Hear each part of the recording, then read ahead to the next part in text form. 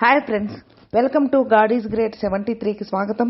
Friends, మీరు కొత్తవారు కనుకైతే నా ఛానల్ని సబ్స్క్రైబ్ చేసుకోండి ఫ్రెండ్స్. నేను పెట్టిన ప్రతి వీడియో మీకు నోటిఫికేషన్ వస్తుంది. అలాగే పక్కన ఉన్న బెల్ ఐకాన్ నొక్కి లైక్ చేసుకోండి ఫ్రెండ్స్.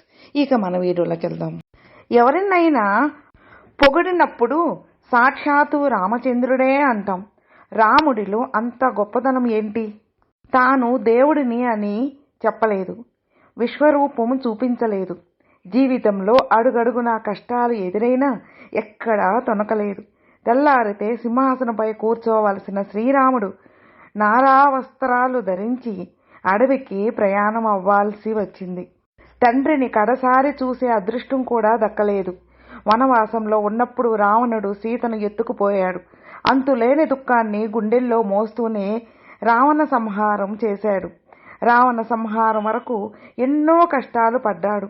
పోనీ వనవాసం పూర్తయి వచ్చిన తర్వాతైనా జీవితం సంతోషంగా గడిచిందా అంటే, ఇలా పట్టాభిషిక్తుడు అయ్యాడో లేదో భార్య సీతను లోకుల నిందలకు తలుంచి అడవికి పంపించేయాల్సి వచ్చింది. లవకుశులు కళ్ళ ముందుకి వచ్చినప్పుడు కూడా తన పిల్లలే అని తెలుసుకోలేకపోయాడు.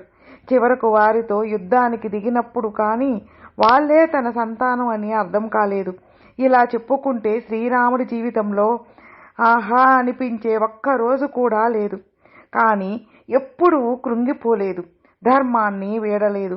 లోకమంతా రాముడిని దేవుడు అని పూజిస్తోన్న రాముడు మాత్రం అహం దశరథాత్మజః, దశరథుని కుమారుడైన రాముడిని మాత్రమే అని ప్రకటించాడు.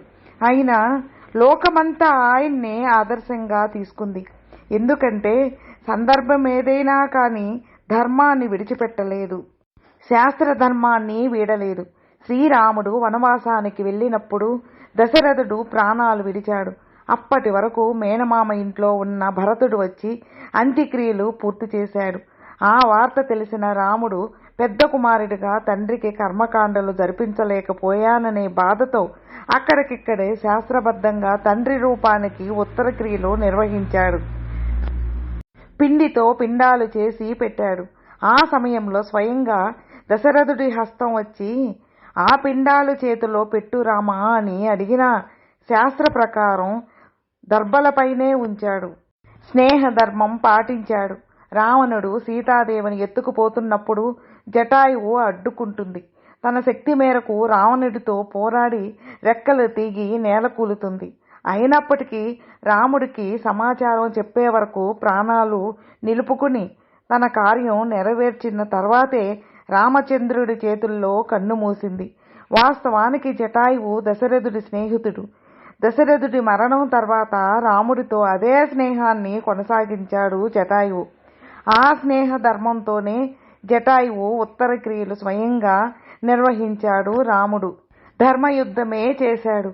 వాలిని చెట్టుచాటు నుంచి చంపడం ధర్మమేనా అనే సందేహం చాలా మందిలో ఉంది. అయితే వాలి వానరం మనిషి కాదు కాబట్టి ఏ జంతువునైనా క్షత్రియుడు చెట్టుచాటు వధించినట్టే వాలిని సంహరించాడు. పైగా వాలి తన తమ్ముడైన సుగ్రీవుడి భార్య రుమను చెరబెట్టాడు. వాస్తవానికి వదిన అమ్మతో సమానం, అయితే తమ్ముడి భార్య కూతురితో సమానం.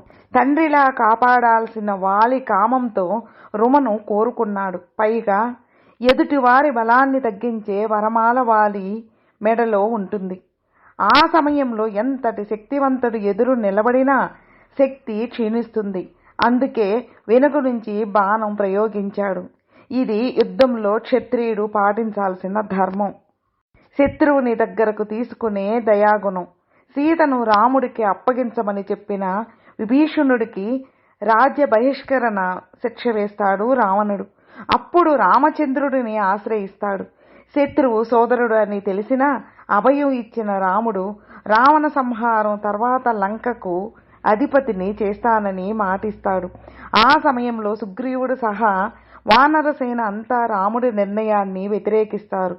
రావణ దూతాన్ని అనుమానిస్తారు. అప్పుడు రాముడి నుంచి వచ్చిన సమాధానం ఏంటంటే, ఇప్పుడు స్వయంగా రావణుడే వచ్చి శరణు కోరినా అభయం ఇస్తానన్నాడు. దేవుడిని కాదని చెప్పేశాడు. యుద్ధం తర్వాత రావణుడు నేల కొరుకుతాడు. వానరసేన సందడి చేస్తుంది. ముల్లోకాలు ఆనందించాయి. దేవతలంతా ప్రత్యక్షమై రాముడిని విష్ణు స్వరూపంగా స్తుతిస్తారు. కానీ అప్పుడు కూడా రాముడు తాను సాధారణ మానవుడిని మాత్రమే అని స్పష్టం చేశాడు. ఇది శ్రీరాముడు పాటించిన మనుష్య ధర్మం. పరస్త్రీ నీడ కూడా శోకనీయలేదు. రావణవధ జరిగింది. ఇరువైపులా మిగిలిన సైన్యం యుద్ధం ఆపేసి ఎక్కడి వారిక్కడ నిల్చుని ఉండిపోయారు. రాముడు కూడా ఒక బండరాయిపై కూర్చున్నాడు. సూర్యకిరణాలు పడడం వల్ల తన నీడ దూరంగా కనిపిస్తోంది. అదే సమయంలో దూరం నుంచి వస్తోన్న మరో నీడ కనిపించింది. అది స్త్రీమూర్తి నీడ అని అర్థమైంది.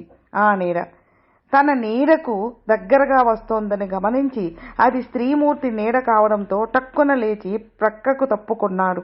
అంత బాధలో యుద్ధభూమిలో అడుగుపెట్టిన మండోదరి రాముడి చర్యను గమనించింది.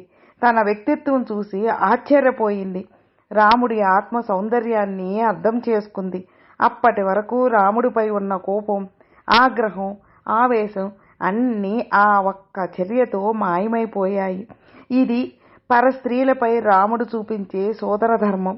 ఏ క్షణం ఎలాంటి పరిస్థితులు ఎదురు కావచ్చు. అప్పటి వరకు అద్భుతంగా ఉన్న జీవితం ఒక్కసారి తల్లకిందులు కావచ్చు. కానీ జీవితంలో ఎదురయ్యే ప్రతి పరీక్షను ధర్మంగా ఎదుర్కొని విజయాన్ని ఎలా సొంతం చేసుకోవాలో రాముడిని చూసి నేర్చుకోవాలి. ఫ్రెండ్స్, విన్నారుగా. ఫ్రెండ్స్, మీకు ఈ వీడియో నచ్చితే లైక్ చేయండి, మీ ఫ్రెండ్స్కి షేర్ చేయండి. సబ్స్క్రైబ్ చేసుకున్నట్లయితే ప్లీజ్ సబ్స్క్రైబ్ చేసుకోండి. నేను పెట్టిన ప్రతి వీడియో మీకు నోటిఫికేషన్ వస్తుంది. అలాగే మీ అభిప్రాయాన్ని కామెంట్లో మెసేజ్ చేయండి. ఓం నమః శివాయ నమః.